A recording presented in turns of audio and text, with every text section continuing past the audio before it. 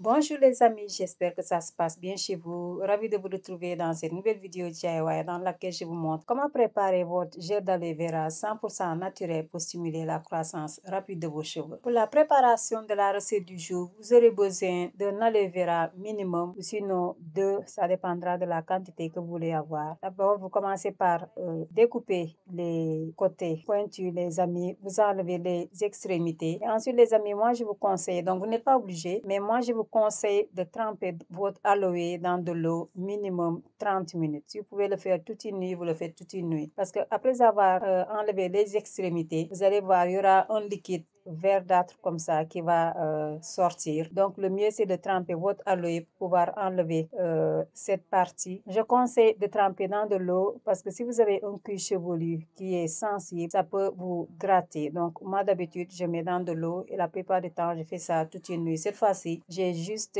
laissé 30 minutes. Pour continuer les amis, je tenais à vous présenter le guide gratuit que j'ai préparé spécialement pour vous. Pour l'avoir les amis, vous avez le lien dans la barre de description. Cliquez sur le lien, vous mettez votre prénom, votre adresse email et vous recevez directement ce guide. Et dans ce guide, les amis, je vous partage les indispensables pour avoir des cheveux en bonne santé. Je vous partage aussi des astuces que vous pouvez mettre en pratique dès ce soir. Alors, ne manquez surtout pas cette opportunité. En plus, c'est gratuit, les amis. Revenons à notre sujet du jour. Donc, maintenant, les amis, après avoir trempé notre aloe, donc on va essuyer ça et commencer à découper notre aloe pour pouvoir extraire la chair d'aloe vera.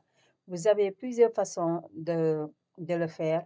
Donc moi, cette fois-ci, j'ai utilisé la méthode, la meilleure méthode en fait, parce que j'ai déjà testé d'autres façons d'extraire le gel d'aloe vera et cette méthode est la meilleure. Donc vous allez utiliser un couteau qui a des dents. Donc, des dents très serrées, pas un couteau lisse. Donc, il faut qu'il y ait des dents. Maintenant, vous allez couper votre aloe au milieu et avec le couteau, vous allez gratter juste au-dessus les amis, doucement pour pouvoir extraire le gel d'aloe vera. Donc, pas besoin d'enfoncer le couteau, sinon vous allez avoir des morceaux et c'est pas ce qu'on cherche. On va avoir un gel 100% naturel sans ajouter d'autres ingrédients. Donc, la recette du jour, c'est juste avec un ingrédient pour avoir notre gel d'aloe vera 100% naturel. L'aloe vera est un ingrédient naturel qui a beaucoup de bienfaits pour le corps et aussi pour la santé des cheveux. Il est riche en vitamines, en minéraux, en enzymes qui nourrissent les follicules pileux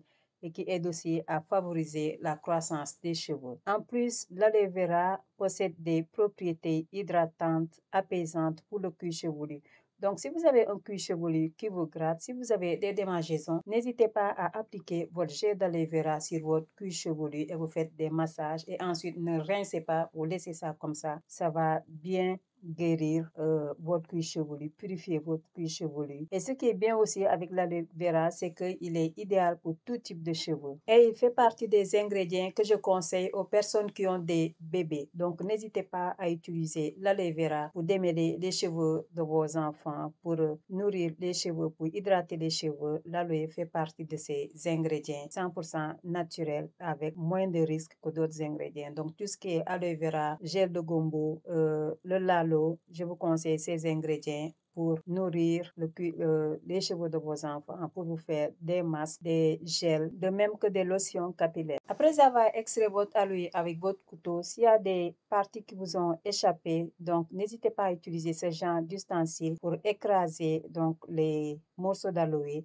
Ou sinon, vous utilisez un couteau. Une fois que c'est fait maintenant, une fois que c'est fait les amis, maintenant vous venez filtrer. Pour filtrer, vous utilisez un passoire ou sinon un collant. En tout cas, quelque chose qui va vous aider à bien filtrer votre aloe vera pour ne pas avoir de résidus les amis. Mon aloe 100% naturel est presque prêt. Comme vous l'avez remarqué, c'est très facile à faire les amis. En quelques minutes, vous avez votre gel d'aloe vera 100% naturel et pour la conservation, vous mettez ça au frais. Si vous voulez vous ajouter de la vitamine E, vous pouvez conserver ça 2 semaines voire 3 semaines. Une fois que vous avez fini de filtrer votre gel d'aloe vera, ne jetez pas les résidus. Je vais vous montrer comment l'utiliser dans une deuxième recette.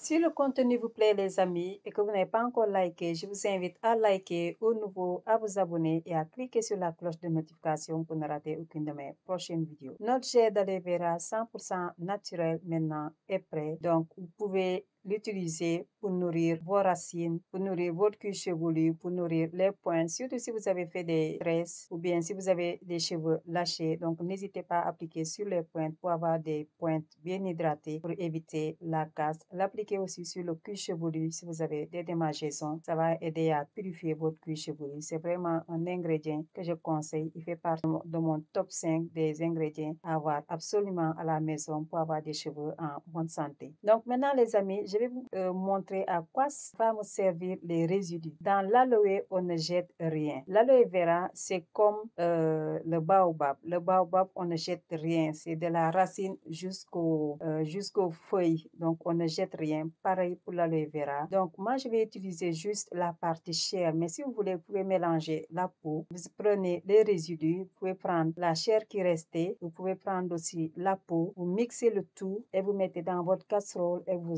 ajoutez de l'huile. Donc, utilisez l'huile de votre choix. Moi, j'ai opté pour l'huile d'olive. Donc, je vais faire une huile 100% naturelle avec juste 2 ingrédients, des résidus d'aloe vera et de l'huile d'olive. Donc, vous mettez sur le feu. Et donc, le but, les amis, c'est que toute l'eau que vous avez dans votre aloe puisse disparaître complètement. Donc, vous mettez sur le feu à feu moyen et au fur et à mesure, vous allez diminuer le feu jusqu'à arriver au niveau 1, donc au niveau le plus bas possible. Donc, faut pas cramer la chair d'aloe vera. Donc, n'hésitez pas à diminuer le feu et laisser la chair d'aloe vera se fondre doucement, complètement et qu'il ne reste que l'huile. Profitez de cet instant les amis pendant que votre préparation est sur le feu d'aller télécharger le guide que je vous offre gratuitement en mettant juste votre prénom et votre adresse email et vous recevez gratuitement ce guide dans lequel je vous partage les indispensables les amis pour avoir des cheveux en bonne santé, comment les nourrir, comment les hydrater, comment garder les pointes pour voir le résultat de la pousse et bien d'autres choses les amis. Alors n'hésitez pas à aller télécharger votre guide gratuit. Pour la conservation de cette huile les amis, c'est très facile. Si vous voulez vous ajouter de la vitamine E et vous pouvez conserver ça 3 à 6 mois puisqu'il n'y aura pas d'eau dedans, donc ce sera très facile à conserver.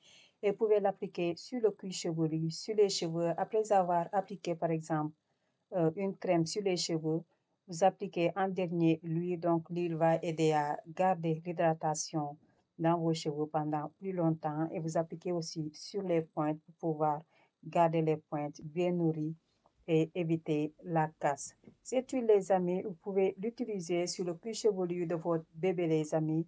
L'aloe vera, ça fait partie des ingrédients que je conseille pour les personnes qui ont des bébés. Avant de vous dire à bientôt les amis, je vous propose une autre recette qui s'affiche maintenant. Cette recette pourrait être le prochain repas capillaire de vos cheveux.